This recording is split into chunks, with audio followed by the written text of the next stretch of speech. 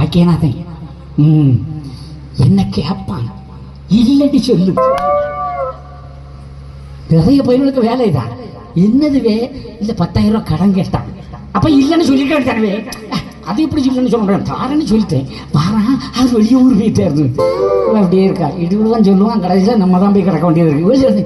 என்ன உங்க வீட்டுக்காரர் அவரே இல்ல, புருஷனை வீட்டுக்குள்ள வச்சுட்டு இல்லைன்னு சொல்லப்படாது, வாழ்க்கையிலே சொல்லப்படாது. ஆமா, எப்பவுமே உண்மைக்கு புறம்பா யாரும் சொல்லப்படாது. அப்படி சொன்ன போய் இல்லாமலே போயிடுவான்.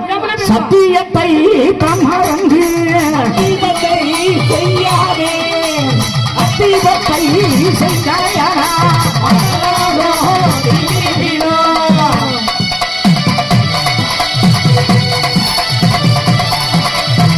எல்லாரும் உண்மையா இருக்கணும், பொய் பேசப்படாது.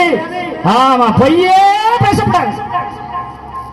இப்படி சொல்றதா இருந்தா அடுத்த வருஷம் சிவச்சந்திரன் கூப்பிடவே படாது.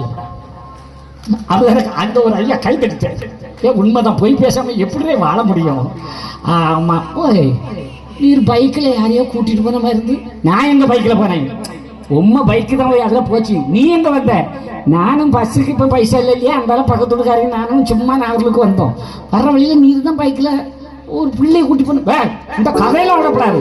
ஆமா, எமரே சத்தியம் ஒன்னாட கூட்டிட்டு போல அடி.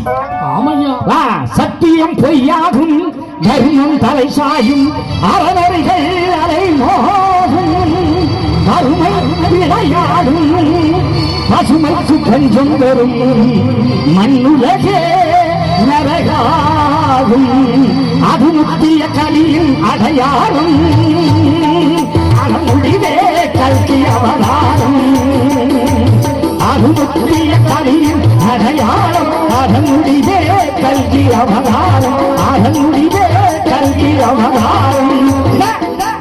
முடிவுதான் அந்த கல்கி அவதாரம் தான் வைகுண்டமாக வடிவெடுத்து வந்திருக்கிற இறைவன்.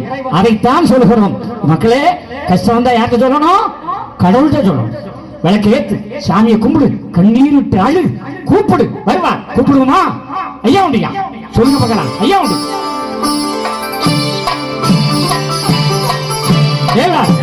ஐயா உண்டியா ரெண்டு கையை சேர்த்து தட்டுக்க பார்க்கலாம்.